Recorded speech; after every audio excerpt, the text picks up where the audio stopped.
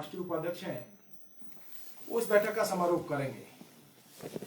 आज हमारे राष्ट्रीय अध्यक्ष श्री जगत प्रकाश नड्डा जी, जो कि आज दुनिया का सबसे बड़ा राजनीतिक दल भारतीय जनता पार्टी उसके मुखिया हैं, उन्होंने वर्चुअल माध्यम से हमारी कार्यसमिति के उद्घाटन सत्र को संबोधित किया।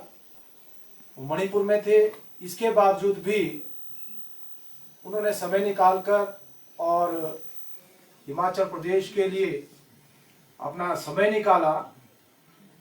और जिस प्रकार से उन्होंने हिमाचल प्रदेश की सरकार ने, जिस प्रकार से लगभग 4 वर्ष का कार्यकाल हुआ है, जो योजनाएं श्री जयराम ठाकुर जी की सरकार ने आम जनमानस के लिए प्रारंभ की हैं, और विस्तृत रूप से उन योजनाओं को लेकर हिमाचल प्रदेश की पीठ को थपथपाया। हिमाचल प्रदेश ने जिस प्रकार से वैक्सीनेशन में प्रथम डोज में देश भर में सबसे पहले इस कार्य को समाप्त किया, उसके लिए भी राष्ट्रीय अध्यक्ष जी ने प्रदेश की सरकार और जयराम ठाकुर जी को बधाई दी। और स्वयं श्री नरेंद्र मोदी जी भी पिछले 6 सितंबर को हमारे कोरोना वॉरियर्स और प्रदेश की सरकार की पीठ थपथपा चुके हैं। राष्ट्रीय अध्यक्ष जी ने जहां नरेंद्र मोदी जी ने जिस प्रकार से इस देश में कार्य किया, और विशेष रूप से जो हिमाचल प्रदेश के लिए उनका योगदान रहा, उसमें चाहे मेडिकल कॉलेजेस की बात है, आईआईएम की बात है, 4 लेनिंग की बात है, रेलवेज की बात है, कई स्थानों के ऊपर ट्रॉमा सेंटर्स खुले हैं, और एक बहुत बड़ा कार्य रोहतांग अटल टनल, जो कि लंबे समय से जिसका कार्य चला हुआ था, उसको माननीय मोदी जी ने उस कार्य को तेज गति से पूरा किया, उसका लोकार्पण किया। और सामरिक दृष्टि से जो महत्वपूर्ण ये टनल है, उसको देश को समर्पित किया। इस बात का जिक्र भी माननीय राष्ट्रीय अध्यक्ष जी ने आज अपने संबोधन में किया। प्रदेश के संगठन के द्वारा जिस प्रकार से कार्य किया गया है, राष्ट्रीय अध्यक्ष जी ने इस बात को कहा कि आज हिमाचल प्रदेश का अनुसरण देश भर में किया जा रहा है, जो चाहे वो विस्तारक योजना है जो हिमाचल प्रदेश में सबसे पहले प्रारंभ की गई, चाहे ई विस्तारक योजना है, और जो डाटा डिजिटाइजेशन का काम हिमाचल प्रदेश के संगठन ने, भारतीय जनता पार्टी ने किया है, इस मॉडल को पूरे देश भर में फॉलो किया जाएगा। इस बात के लिए राष्ट्रीय अध्यक्ष जी ने प्रदेश संगठन की भी पीठ को थपथपाया है।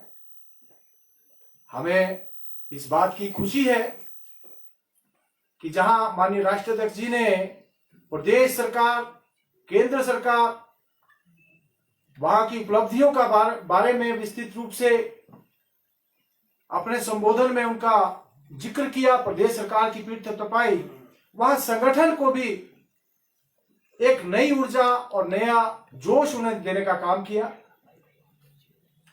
निश्चित रूप से इसका लाभ आने वाले दिनों में हमको मिलेगा, क्योंकि जिस प्रकार से चाहे हमारा कोर ग्रुप था, विस्तारित ग्रुप था, हमने बहुत सारे विषयों को लेकर चर्चा की। और क्योंकि हम आने वाले समय में 4 साल प्रदेश सरकार के पूर्ण करने जा रहे हैं, और हम चुनावी वर्ष में प्रवेश कर रहे हैं, उस दृष्टि से किस प्रकार से हमारा संगठन चुस्त दुरुस्त होकर आगे बढ़ सके, बहुत सारे कार्यों की योजना आने वाले समय के लिए हमने इन दोनों दिन काफी मंथन के बाद उसको बनाया है। आने वाले समय में बहुत सारे ऐसे काम जो भारतीय जनता पार्टी हिमाचल प्रदेश करने जा रही है। माननीय राष्ट्रीय अध्यक्ष जी ने कार्य हमको दिया था क्योंकि हमारा संगठन आज प्रदेश से लेकर पन्ना प्रमुख तक उसका विस्तार हुआ है। राष्ट्रीय अध्यक्ष जी ने हमको पन्ना कमेटियां बनाने के लिए कहा था जब हमारी पिछली कार्यसमिति धर्मशाला में हुई थी, और भारतीय जनता पार्टी ने उसको पूर्ण कर लिया। लगभग 80% उस कार्य को हमने पूर्ण किया है। हम 15 दिसंबर तक 100% उसको अचीव करते हुए आने वाले समय में हम पन्ना कमेटियों के सम्मेलन करेंगे। इसके साथ साथ केंद्र की सरकार के द्वारा और प्रदेश की सरकार के द्वारा जो योजनाएं इस देश और इस प्रदेश में लागू की गई हैं, आज शायद हिमाचल प्रदेश का कोई ही परिवार ऐसा होगा जिनको कि किसी ना किसी रूप में योजना का लाभ ना मिला हो। और हम आने वाले समय में जहां इन लाभार्थियों से संपर्क करके लाभार्थी सूची तैयार करके इन लोगों से संपर्क करेंगे, हम इन लाभार्थियों के सम्मेलन भी आने वाले दिनों में करने जा रहे हैं। एक अन्य कार्य आने वाले समय में हमारा जो चुने हुए प्रतिनिधि हैं, पंच परमेश्वर हैं, हमने चुने हुए प्रतिनिधियों को पंच परमेश्वर की संज्ञा दी है। हम पंच परमेश्वर सम्मेलन भी करने जा रहे हैं। हम आने वाले समय में 27 दिसंबर को जब हम 4 साल पूरे करेंगे वर्तमान सरकार के महासंपर्क अभियान और डोर टू डोर कैंपेन, ऐसा करके अभियान हम करने जा रहे हैं। 27 दिसंबर को माननीय प्रधानमंत्री श्री नरेंद्र मोदी जी का आने का कार्यक्रम हिमाचल प्रदेश का संभावित है, और निश्चित रूप से हमारे लिए यह भी खुशी की बात है कि प्रधानमंत्री जी तीसरी बार हिमाचल प्रदेश का दौरा करेंगे। कुल मिलाकर आने वाले समय में 2022 की दृष्टि से हम आगे बढ़ रहे हैं। हमको आने वाले दिनों में जहां संगठन के कार्य को मजबूती के साथ आगे बढ़ाना है, बहुत सारे ऐसे काम हैं इसमें कि बहुत सारी रैलियां हैं, सम्मेलन हैं, बैठकें हैं, सभाएं हैं, उनको लेकर हम आगे बढ़ेंगे। हमारे चाहे मोर्चे हैं, चाहे प्रकोष्ठ हैं, सभी लोग मिलकर 2022 के लक्ष्य को हम लेकर चले हैं, ताकि हम फिर से भाजपा की सरकार हिमाचल प्रदेश में बना सकें। उस दृष्टि से हम आगे बढ़ेंगे।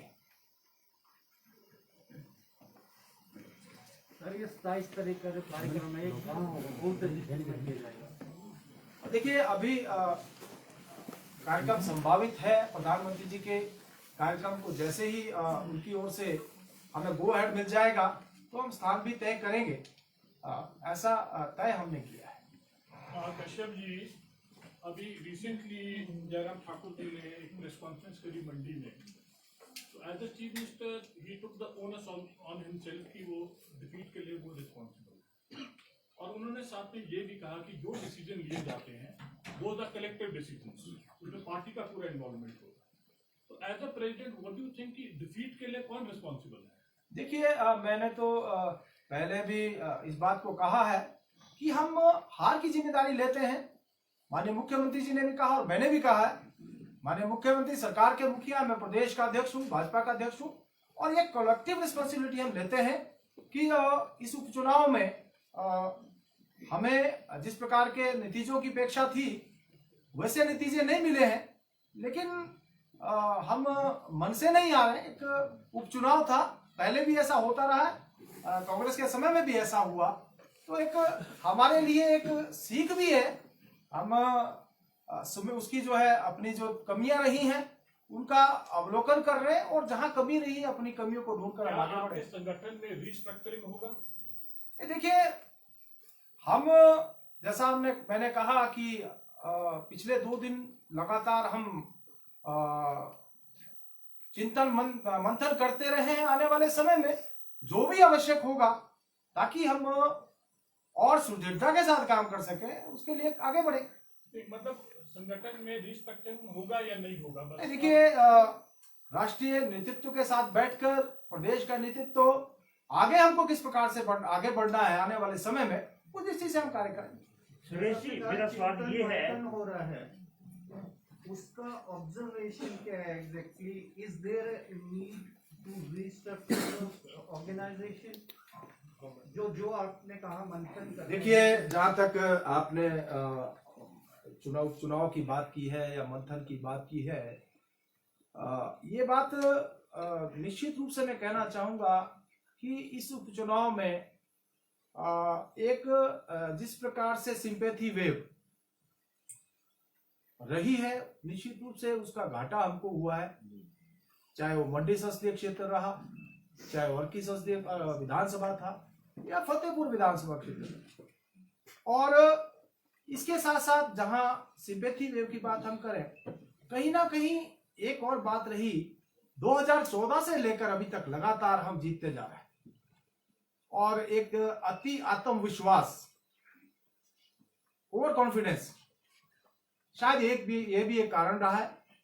और मैं आपको कहना चाहूंगा कि हमारी पार्टी, हमारा संगठन इन सारी बातों को गंभीरता से लेते हुए कहां पर क्या कमी रही, आने वाले समय में 68 के 68 विधानसभा क्षेत्रों में हम जहां पर जो भी कमी रही है उन कमियों को ढूंढकर आगे बढ़ेंगे, ताकि अपने लक्ष्य को हम हासिल जिस कर तरह से सकें। आपने कश्यप की बात मीडिया जी, आपने अभी बात करी सिंपैथी वेव, उसको बार बार पार्टी हाईलाइट कर रही है, सिंपैथी वेव है, सिंपैथी वेव से इलेक्शन हार गए। तो क्या हम ये माने कि जो कांग्रेस के दिवंगत नेता हैं, they are more powerful than the BJP? नहीं, देखिए, ऐसा नहीं है, लेकिन फिर भी जो उनका क्षेत्र रहा, जो उनका गढ़ रहा है, जो मंडी संसदीय क्षेत्र, जहां से 2 बार सांसद रहे, उनकी धर्मपत्नी सांसद रही, और इसका उस क्षेत्र में काफी बड़ा इम्पैक्ट जो है हमको देखने को मिला है।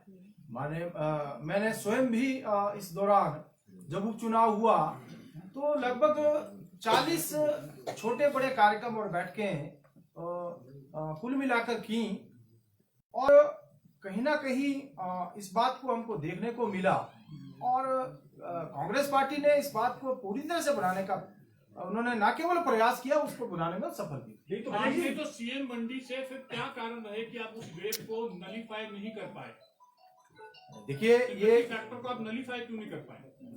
ये जिस प्रकार से हमारी सरकार ने काम किया था, मैंने कहा, आपको कहा कि एक अति आत्मविश्वास, क्योंकि हम लगातार जीतते जा रहे थे, और सब लोग इस बात को लेकर चले कि मुख्यमंत्री मंडी से हैं, और तो हम माने हम संगठन में कमी है कहीं ना कहीं जिस प्रकार से हमारे लोगों को कार्य करना चाहिए था, उसमें कहीं ना कहीं ढील रही, जिसका नतीजा ये रहा कि जितनी मेहनत होनी चाहिए थी वो मेहनत नहीं हुई। पिछली बार हम 4,05,000 से जीते थे, इस बार हमको जो है उस उपचुनाव में हमको जो है शिकस्त मिली। लेकिन एक बात और मैं कहना चाहूंगा, अगर आप देखें, हार का आंकड़ा मात्र 1% का है, कोई बहुत बड़ा आंकड़ा नहीं है। इस कमी को हम दूर करेंगे, आने वाले समय में हम बता रहे थे, उनमें आप महंगाई को कितना मानते हैं? क्योंकि मुख्यमंत्री जी ने पहले दिन महंगाई को भी एक कारण बताया था हार का, जिसके बाद देश भर में मोदी सरकार ने पेट्रोल के दामों में कटौती की, पेट्रोल डीजल के दामों में। तो उसको देखिए, बहुत सारे कारण रहे, जैसे मैंने कहा, कई कारण रहे हैं, और हम सभी कारणों का अवलोकन करके उन सारी कमियों को दूर करके आगे बढ़ेंगे, ऐसा। तो क्या आपके उत्तर का अर्थ ये भी निकाला जाए कि सरकार के जो विकास कार्य हैं उनसे जनता संतुष्ट नहीं है? नहीं, देखिए, जिस प्रकार से हमारी सरकार ने काम किया, हम जितनी योजनाएं केंद्र सरकार की या प्रदेश सरकार की या जो काम हमारी केंद्र और प्रदेश सरकार ने किए हैं, हम उन कामों को धरातल तक, जैसा मैंने कहा कि कहीं ना कहीं उसमें कमी रही, हम उन योजनाओं को धरातल तक पहुंचाने में अपने कहीं ना कहीं जो है उसमें कमी रही। लेकिन संगठन की बात की, लेकिन आपके संगठन मंत्री जो है वो सोशल मीडिया प्लेटफॉर्म पर एक अफसर को धमका रहे हैं। आप क्या मानते हैं, क्योंकि संगठन मंत्री भाजपा के हैं, आप क्या मानते हैं कि ये व्यक्तिगत मामला है या फिर ये संगठन से जुड़ा हुआ ही मामला है? देखिए, व्यक्तिगत रूप से सोशल मीडिया में इसका क्या मामला है, मुझे इस बात की बहुत ज्यादा जानकारी नहीं, इसके ऊपर मैं कोई टिप्पणी नहीं कर सकता। ये 3 दिवस की जो आपकी बैठक है, इस दौरान ये आज सेकंड प्रेस कॉन्फ्रेंस हो रही है। जो पहली प्रेस कॉन्फ्रेंस में रीजंस बताए गए, जैसा आपने भी कहा, उसमें से एक रीजन बताया गया हार का कि जो इनफाइटिंग और इनडिसिप्लिन रहा, और ये बताया गया कि एक सूची तैयार कर दी गई है संगठन और सरकार के दोनों तरफ जो रिस्पॉन्सिबल लोग हैं उनके खिलाफ एक्शन भी इनिशिएट कर दिया गया है। तो कब तक ये एक्शन होगा? क्या आप नंबर बता सकते हैं कितने लोग हैं those who are responsible for this defeat? देखिए, ये तो शायद मीडिया को जानकारी है, मुझे तो कोई ऐसी कोई जानकारी नहीं है। हमको बताया गया सर, आपकी प्रवक्ता ने बताया, आपने कल बताया कोई सूची बनी है या कोई ऐसा बना है इस प्रकार की? तो सारे अखबारों में छपा, आपके प्रवक्ता ने बोला है। नहीं, देखिए मैं ये कहना चाहूंगा, मेरा सवाल ये है आपसे, आपके ही पूर्व विधायक 2 बार विधायक रहे गोविंद राम शर्मा, उन्होंने सवाल उठाया था कि मुझे मेरा टिकट काटा गया, मुझे कोई पद नहीं दिया गया, किस व्यक्ति को टिकट दिया उसको उपाध्यक्ष भी बनाया, उसको फिर चेयरमैन भी बनाया। फिर क्या एक व्यक्ति एक पद वाली ये जो नियम था आपका, ये करेक्ट? नहीं ऐसा नहीं है, लेकिन जहाँ तक हमारे पार्टी में जिस प्रकार से जो व्यक्ति जो योग्यता रखता है उस दृष्टि से उसको कार्य दिया जाता है। बहुत सारे लोगों को बहुत सारी जिम्मेदारियां दी गई हैं और दी जाती रही हैं। जहाँ पर भी जिसकी आवश्यकता होती है, आवश्यकता के अनुसार हम इस कार्य को करते हैं। सर, कश्यप जी सवाल है, आपने कहा कि आत्मविश्वास हार का कारण रहा, इसके अलावा आपने दूसरी चीज कही कि मंडी में फैक्टर रहा वीरभद्र सिंह वाला, गलत टिकट आवंटन क्या हार के कारण रहे? क्योंकि 2017 में जुगल कोटखाई में आप जीते थे, वहां पर आपके जो कैंडिडेट है वो सिक्योरिटी नहीं बचा पाए। देखिए, जहाँ तक हमारे नेतृत्व ने देश भर में ये निर्णय लिया कि हम परिवारवाद के खिलाफ हैं, और ये सैद्धांतिक रूप से निर्णय लिया गया कि अभी जो 32 स्थानों के ऊपर उपचुनाव हो रहे हैं, उसमें से करीब 17 स्थान ऐसे थे जहां पर ऐसे परिवारों के लोग टिकट मांग रहे थे जो कि उन परिवारों से आते थे। तो सैद्धांतिक तौर पर यह निर्णय हुआ कि हम परिवार से रिलेटेड किसी भी व्यक्ति को टिकट नहीं देंगे। और जुगल कोटखाई में